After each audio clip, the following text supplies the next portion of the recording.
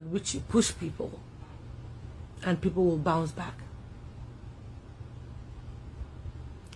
Now, I don't know how and why some people have tried to make sure they drag me into this bag and web of lies that's going on out there.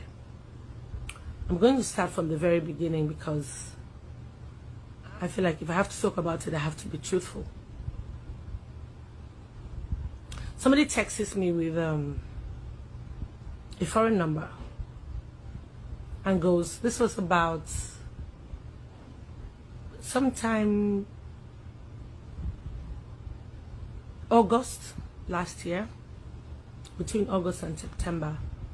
No, between August, September, and November. I think between September and November, about then, just before my friend's wedding in London. And goes, okay, he's a movie maker, he wants to make a film with me.